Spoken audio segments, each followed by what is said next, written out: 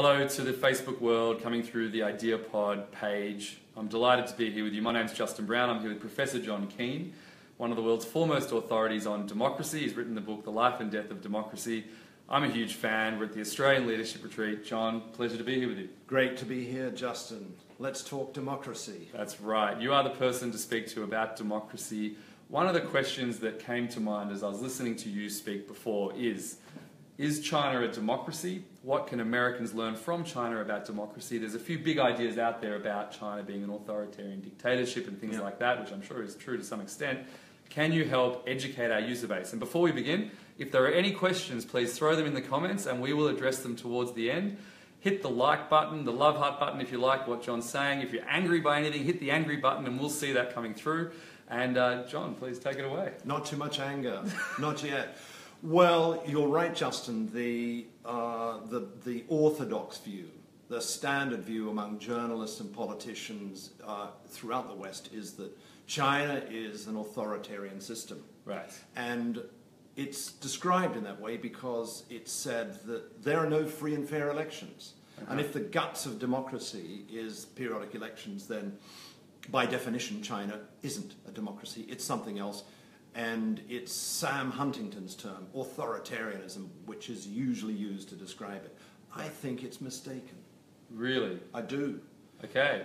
And I do because when you look at this emerging Chinese regime, it's returning to the global stage after 200 years. Right. And you do a diagnosis and you look inside it and look at the way it operates. It's a very complicated, it has a kaleidoscopic quality. Right.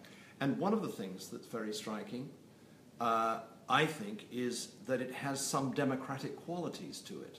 That's a shocking thing to say. That is a controversial idea, and I think a lot of us don't know much about China. China has democratic qualities. Yes. Can you explain that? What do you mean by this? Well, let's take a few examples. More than 1 million elections have been held at the local level since the end of the 1980s in China. Okay. And the Chinese Communist Party even uses elections, for example, in bigger city contexts, to resolve disputes by secret ballot. Yep. They have an election and the majority opinion decides things. Okay. There are everything that the Chinese Communist Party does at various levels throughout the system. It's a multi-tiered system. Is done in the name of the people, the Min. Right. And there's lots of talk of Minzhu, democracy, that runs throughout the system. They're the obvious things. Okay. Much less obvious is the way that this system, the one-party system, governs, for instance, by using opinion polls. They use opinion polling agencies to get things done, to resolve problems. And of course, these are techniques that are used in the West. So China has many faces as a type of regime. You know, what is China? It has many faces. There are many rooms in the Chinese house.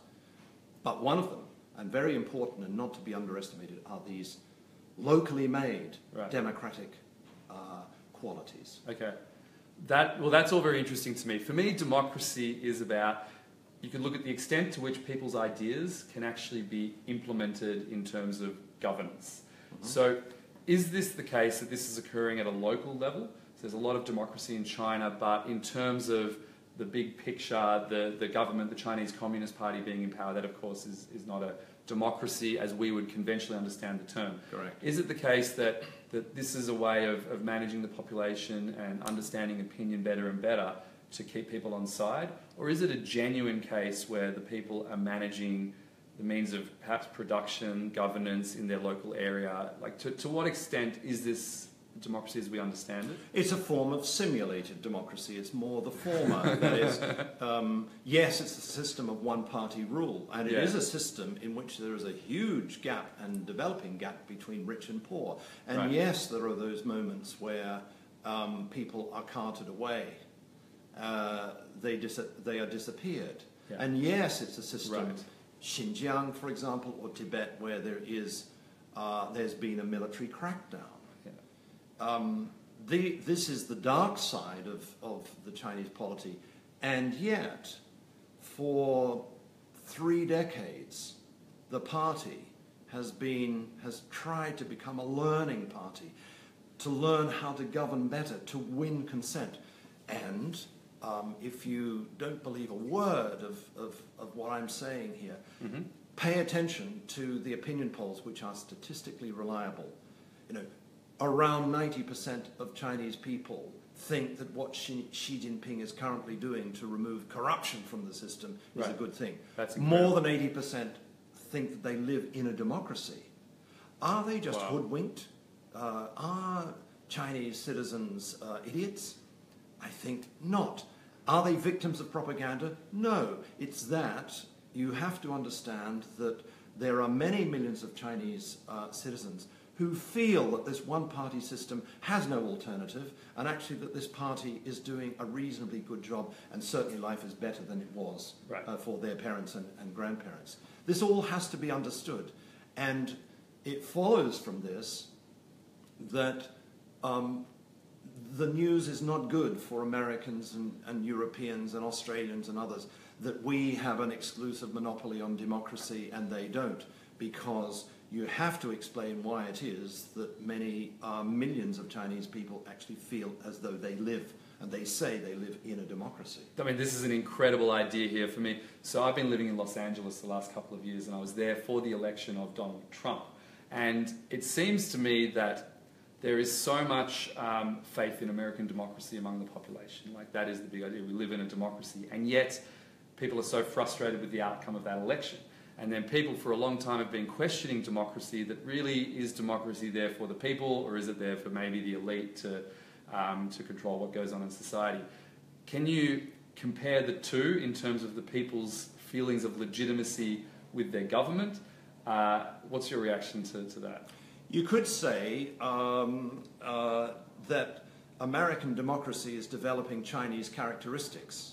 And by that I mean that the gap between rich and poor is widening in the American system.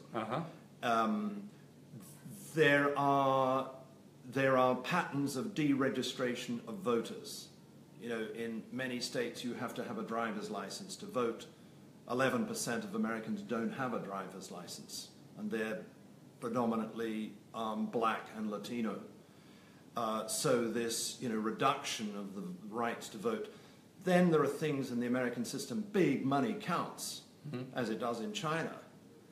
Yes, there's lots of talk of democracy and liberal democracy, but the reality, I think we're learning, and under Trump that becomes more and more clear, that this is a system of democracy that is actually suffering decadence. It's in decline, and there are strange things like the fact that there's no independent election commission in the United States. India has one, Australia has one, the UK has one, but in the United States, the rules about drawing boundaries for constituencies, is decided by the majority party in the local legislatures, and they're typically Republicans, so they rig the boundaries so that they win the election. So there are all of these decadent features built into the so-called American democracy that push it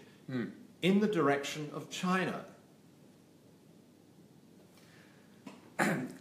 I love these ideas. The purpose of these videos is to expand people's minds, and I feel like a lot of this has really done that.